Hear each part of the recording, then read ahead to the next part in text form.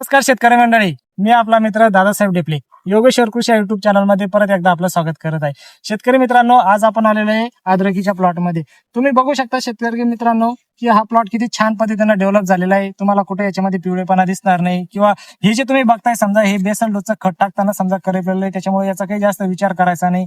म्हणजे अद्रकीविषयी सविस्तर सांगायचं झालं तर आज शेतकरी बघताय की अद्रकीमध्ये खूप सारा खर्च करत आहे, खूप सारा पैसा त्याच्यामध्ये टाकत आहे आणि पाहिजे तशा पद्धतीने त्यांना त्याच्यामधून पैसा भेटत नाही. तर कुठंतरी आज आपला शेतकरी वर्ग अद्रकीचा अभ्यास करण्यासाठी चुकतोय. त्यामुळे शेतकरी मित्रांनो, फक्त ज्यावेळेस तुम्ही अद्रकीचं पीक घेताय तर त्यावेळेस तुम्ही सुरुवातीपासून त्याची पूर्ण माहिती घेणं गरजेची आहे की त्याला आपण कशा कशा पद्धतीने आपण त्याला डोसेस दिले पाहिजेत, खतं कसे गेले पाहिजेत, औषधीच्या फवारण्या कशा घेतल्या गेल्या पाहिजेत, ह्या गोष्टीचा विचार कुठंतरी तुम्ही करायला पाहिजे.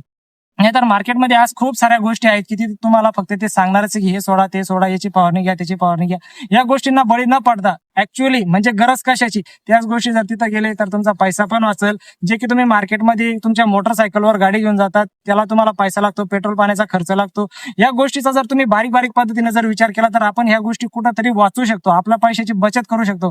आज तुम्ही बघू शकतात वातावरणाची कंडिशन, त्याच्यानंतर महागाई किती वाढलेली, या सगळ्या गोष्टीतून आज आपण 10-10, 20-20 रुपये पण जर वाचवले तर ते कुठंतरी आज आपल्या मुलाबाळांच्या शिक्षणासाठी ते उपयोगी पडत आहे.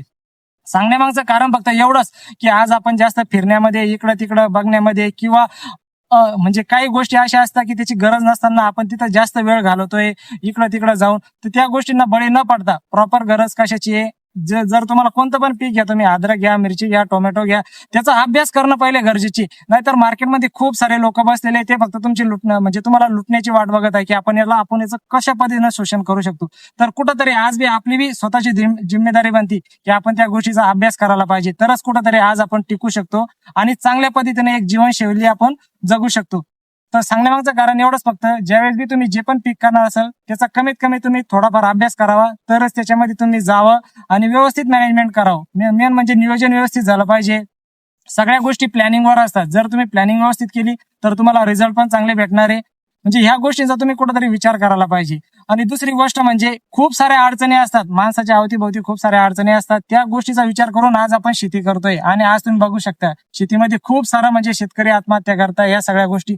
तर ह्या का होत आहे? समजा याचं कारण फक्त हेच की आम्ही शेती करतोय, आम्हाला याच्यातून पैसा भेटत नाही, शेती परवडत नाही, मग कुठंतरी कर्जबाजारीपणा होतो आणि जेव्हा सावकार लोक तुम्हाला परेशान करतात तर तुम्ही शेवटचा पर्याय म्हणजे आत्महत्या निवडतात. तर शेतकरी मित्रांनो, तुम्हाला नम्रतेची विनंती आहे, अशा काही गोष्टींना बळी पडू नका आणि अभ्यास करत चला. कोणती पण गोष्टी करा, अभ्यास करा, त्याच्यातून तुम्हाला 100% यश भेटणार आहे. आणि शेती करत असेल तर व्यवस्थित नियोजनबद्ध जर शेती केली तर ती पण तुम्हाला पैसा देऊनच जाणार आहे. तर शेतकरी मित्रांनो, अशाच पद्धतीने तुम्हाला आमचे नवीन नवीन व्हिडिओ पाहण्यासाठी तुम्ही आमच्या चॅनलला फॉलो करा आणि आमचा हा व्हिडिओ आवडला तर लाईक करायला विसरू नका. चला, धन्यवाद शेतकरी मित्रांनो.